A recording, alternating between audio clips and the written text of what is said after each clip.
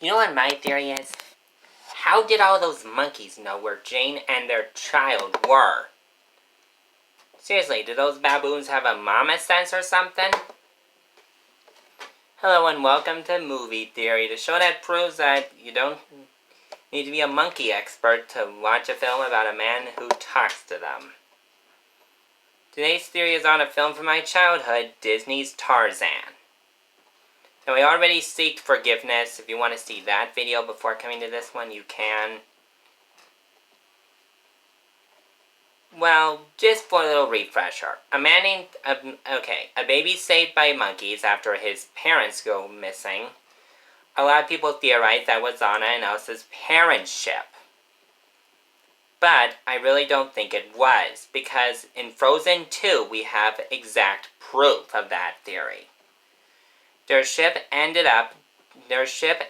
through the mist of the enchanted forest. There was no, unless they got on a boat and swam to shore.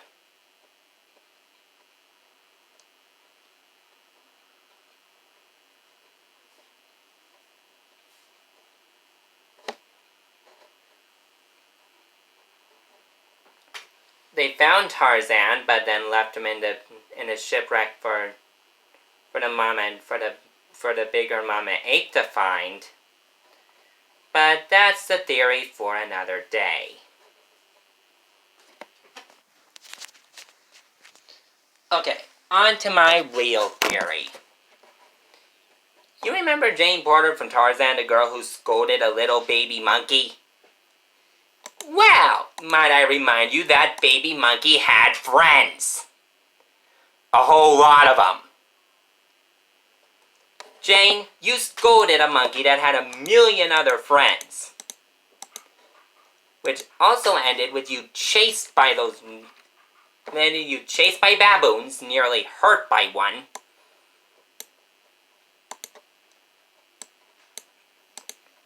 Just because he stole one of your drawings of him? You should have just let that little chimp keep it.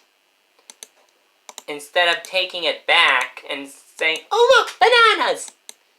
And then the monkey was fooled into thinking you had them, and then you were which caused that monkey to cry, alerting its friends to your location. If it wasn't for Tarzan, you would have been baboon food. So you got out of that one unscathed lucky. You got out of that mishap unscathed and lucky. But then we have that scene where you almost were eaten by a gorilla, but as I said before, that was for another day. Sorry about that psychotic rant out of the way. Now on to my big theory. How did the baboons know where their baby was?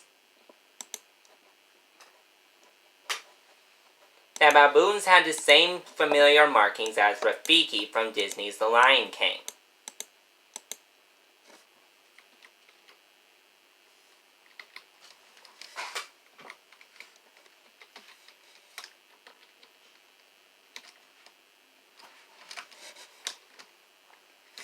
Either we were fooled into thinking that you could easily... But now on to the theory about how the Tarzan was able to get to Jane in time before the monkeys almost got her. Jane could have easily been swallowed up by that monkey horde, but then we wouldn't have a film... Then we wouldn't have a movie and a love interest for Tarzan.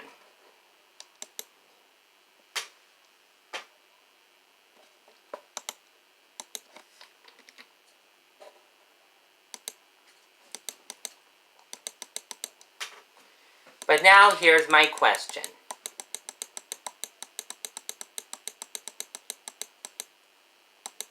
Remember that lightning storm that was in the film?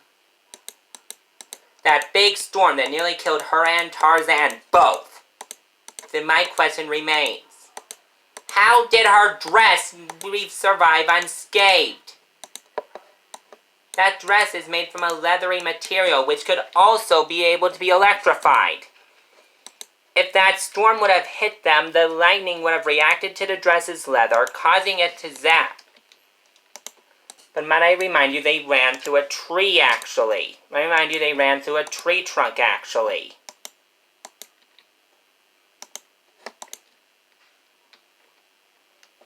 I thought it was all of a sudden a lightning storm, but actually they ran through a tree trunk.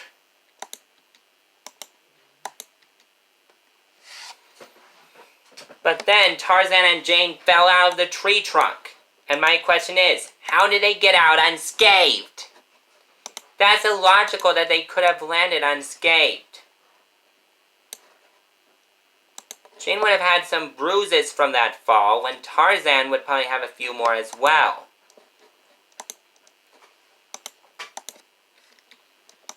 So if we add up with the monkeys, so if we add the 5 monkeys that they were chased by, plus the fall from the tree, and a burn mark from one of a sharp branch of a tree, we can predict that Jane and Tarzan survived the fall that could have been accumulated to 58 kilotons of force.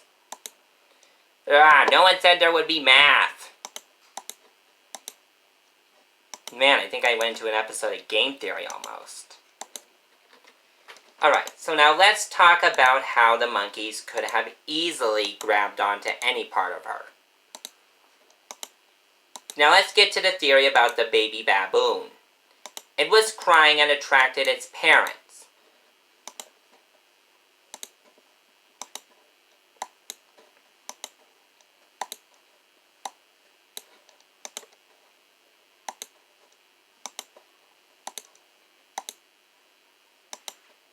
And Tarzan didn't know what anything was, because he was not raised by humans.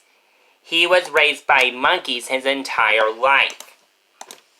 So once Tarzan never saw a human before. But anyway, that's just a theory. A movie theory. And cut!